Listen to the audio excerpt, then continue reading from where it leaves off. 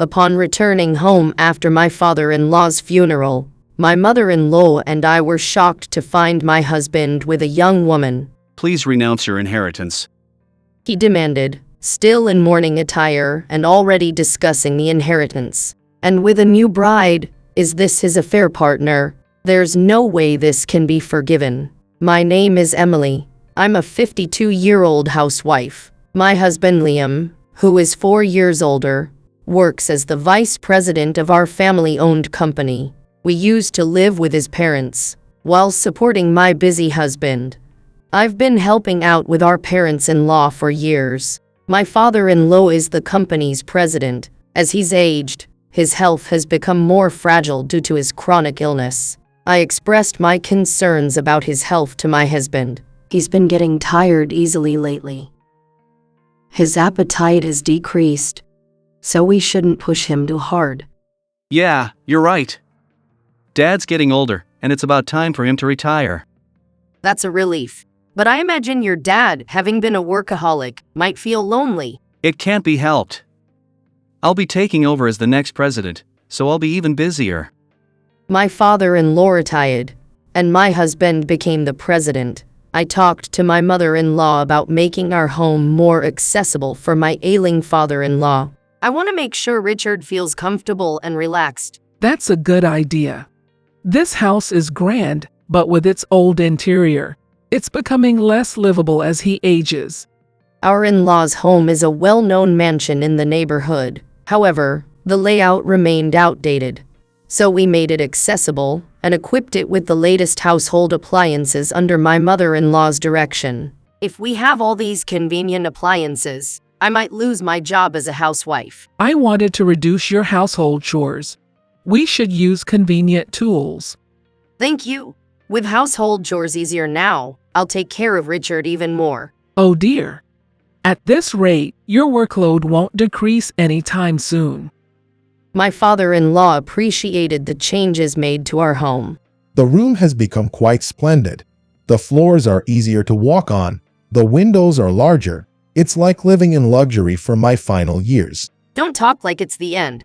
You should enjoy a relaxing life from now on. I'd like that, but I'm still worried about Liam's work. Upon becoming the president, my husband started behaving arrogantly towards the employees. He dismissed long-time contributing employees as nuisances and promoted young, talkative employees he favored to executives. Liam still has a lot to learn as a president, and I'm sorry for causing Richard any worry. Well, you are not at fault. I hope Liam will grow into the role. Emily and I, while worried about work, spent our days caring for my ailing father-in-law. During this time, my husband Liam showed no care for his own father, nor did he express gratitude to struggling Carol, my mother-in-law. Liam began behaving selfishly even towards the family. One day, Liam said, "This house looks great with all the latest gadgets. It's the perfect time to throw a home party." "A home party? That sounds nice. It could lift Richard's spirits.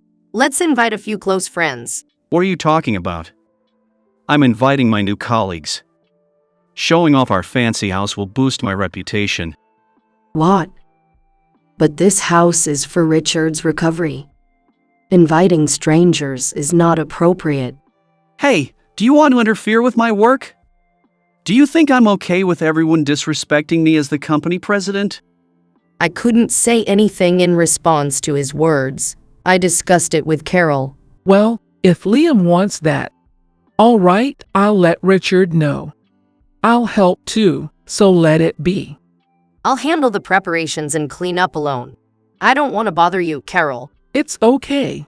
I'm curious about Liam's work associates anyway, so it works out. At Liam's party, young hostesses were present, treating Carol and me like servants. Most of the guests were people Richard had never associated with, chatting with the hostesses without acknowledging Richard. Liam was also drunk, making it more of a drinking party than a home party. After the guests left, I couldn't contain my anger and yelled at Liam. "Liam, what was that party? I tolerated it because of work, but your disrespectful attitude towards Richard and Carol. Don't ever bring such people here again. What did you say? Who do you think you are? This is our home. Carol and I are not employees. This house was renovated for Richard's recovery, not for your socializing. My words were reasonable, but Liam got angry and retorted. You're taking a big attitude, but you're just like a maid. You're an incompetent wife who can't even bear children. That's cruel to say that now. But what else do you do besides housework? Wives in society manage childcare and housework. I couldn't say anything in response to Liam's harsh words. He smirked at me and said, Even if you're a failure as a wife, your parties would still be boring. I won't bring work colleagues home anymore. Is that okay? With those parting words, Liam left the house. I heard he's going to drink somewhere else. I couldn't have children. Feelings of sadness and anger welled up towards my husband, who looked down on me. I, too, once tried fertility treatments because I wanted children, but due to my husband's uncooperative attitude, we couldn't progress with the treatments, and as time passed, I grew older. Despite my struggles with my husband, my parents-in-laws always showed kindness and gratitude for my dedication to the family. Yet, I was disappointed by my husband's callous demeanor towards them. As days went by, my father-in-law's health worsened. He worried about the company and me. I don't have much time left. If only I were healthier, I could have protected the company and you. What are you saying? You've done so much. Worrying too much is toxic for your health. That's right. Please get well soon. I know. Thank you for taking care of me, Emily. Leave the rest to Carol. Richard, don't worry about me. Despite his concerns for the company and family, my father-in-law passed away. My grieving was comforted by my mother-in-law, even though she must have been suffering, she said with a weary face. Now, let's send off Richard properly. Let's give him a dignified funeral befitting him. My mother-in-law took charge of the funeral arrangements. When my husband tried to take over as the main mourner, my mother-in-law adamantly refused. Why does Mom have to be the main mourner? As the CEO, I should be the one. No. The priority for the main mourner goes to the spouse. Me? Job titles don't matter. I wanted to assert my position. During the funeral, my husband behaved solemnly, but he was bothered by the flashy people among the mourners. They seemed to be his new work colleagues, and there was a young woman among them who acted too familiar with my husband. The funeral for my father-in-law was a solemn ceremony befitting a former CEO. My mother-in-law didn't allow my husband to give speeches or promote his company during the funeral. She politely handled my husband's new work colleagues who tried to sit in the front rows and directed them to the back. Instead, she seated the longtime colleagues of my father-in-law in the front rows.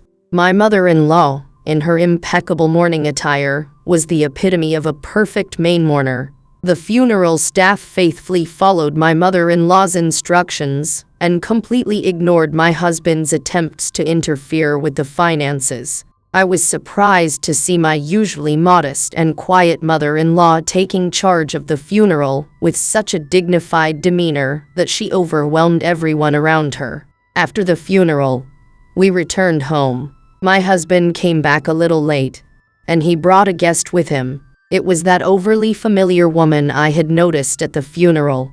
I asked my husband, Liam, who is that person? Oh, let me introduce her. She's going to be my new wife. He replied casually. What? What are you talking about? I was taken aback. The woman glanced around our house and said, What an amazing mansion. I always wanted to live in a house like this. Let's get things clear about the inheritance right away. My husband started discussing inheritance matters while I was still in my mourning clothes. Surprised at the turn of events, and a new wife. Was he having an affair? I've taken over my father's company. To be the president, I need money. So, I need Mom to renounce the inheritance. She can't afford the inheritance tax, right? I'll take care of the rest. Just cooperate. My mother-in-law, calm amidst the chaos. I understand about the inheritance. But who is that person? Liam? Have you been cheating on Emily? Don't say it like that. I brought her here because I wanted to be dutiful to my parents. Dutiful? How is cheating being dutiful? She's pregnant. You're going to have a grandchild. Aren't you happy? I felt like I was losing my mind. Beyond panic, I became an unnecessary presence. My mother-in-law, after hearing my husband's words, raised an eyebrow and said, I don't feel particularly happy about it. I won't allow that woman into this house. What? Mom, I won't allow it even if you say so. Listen, you should be the one leaving this house. I inherited everything from Dad. This house is rightfully mine too. Are you serious about asking me to leave? This house was renovated by your mother for your father. My father is dead. It doesn't matter. And I'm tired of you. I can't stand living with a 50-year-old hag anymore. He is right. I'm pregnant. It's impossible for an old hag like you to be a successor. You should be grateful. That's awful. Enough fighting, please. It's after Richard's funeral. Tonight, I want to quietly cherish his memories. Carol reprimanded us, and both Liam and I were silenced. Anyway, I will renounce my inheritance. In return, Liam, you must pay Emily a substantial sum as compensation for the affair, all at once. It's a welcome relief to cut ties with her for such a trifling amount. Let's hurry up. I'll have the lawyers start the proceedings right away, Liam boasted, striding out with his mistress, Ashley, radiating satisfaction. I felt utterly miserable and diminished. Amid the chaos of moving to a new home and arranging Richard's memorial service, Liam proceeded with the divorce and cut ties with Carol through a lawyer. Despite her own pain from her son's actions, Carol comforted me. I must have gone wrong somewhere in raising him. I've caused you nothing but hardship, and I'm deeply sorry. I'll make it right somehow. Just hang in there a little longer. Carol, I understand your feelings, but please reconsider the estrangement. Ashley's child will be your grandchild. Don't worry about me. Try to mend things with Liam. Emily, I've been silent until now, but I'm certain that the child isn't Liam's. What do you mean? Carol brought out an old document and showed it to me. I was shocked by the truth it revealed. Then, our retaliation begun. On the day we left the house, Liam and Ashley saw us off. She and I are the new family now. We belong to a different world than you outdated folks. Carol responded with a smile to Liam's mockery. Your end has come. What? Let's leave these people behind. Goodbye. Ha, that is my word. Without a place to go, I stayed in a hotel arranged by Carol, mourning my lost status and unable to think about the future. Carol watched over me quietly, methodically advancing her plans. During Richard's tenure as president, Carol and I were only nominally on the board. However, for the upcoming critical board meeting, we submitted our proxies. At that meeting, Liam was dramatically ousted from his position as president. Additionally, his embezzlement of company funds during his vice presidency came to light, forcing the sale of our home to pay the damages. Ultimately, Liam and his mistress, Ashley, were evicted from their mansion, relocating to a modest apartment. Ashley, having lost her chance to live as the president's wife in a grand mansion, turned cold towards Liam. Ashley was in the middle of her pregnancy, but it turned out that her husband Liam was not the father of the child. Back when I was considering fertility treatments, Liam had also undergone testing but had neglected the results. Liam's mother, Carol, had kept these results safe. The documents that Carol had shown me earlier were indeed those test results. It was revealed that Liam was infertile. Carol, out of maternal instinct, had hidden this fact, but later deeply regretted her actions and sincerely apologized to me. I decided to mail the test results to Liam. Upon reading them, Liam discovered that he had been further betrayed by his affair partner, Ashley, and after a heated argument, they ended their relationship. Even after losing his CEO position, Liam attempted to rely on his former work colleagues, but without his previous status, he found no support, and his new colleagues turned their backs on him. I, using the alimony from Liam and Ashley, bought an apartment and started living independently, having always taken care of others. I now found myself with time for my own pursuits and began studying accounting. Leveraging my experience assisting at Richard's company, I could get a part-time job there. Carol, having been financially supported by her wealthy family, continued to be involved in the company's management as a major shareholder. With substantial personal wealth, Carol had no need for inheritance, which allowed her to offer financial support to me, who, striving for independence, declined. Noticing Carol's loneliness, I decided to move into a nearby apartment to be closer to her. We agreed to live in support of each other, maintaining a relationship that was as warm and considerate as the soup that never cools.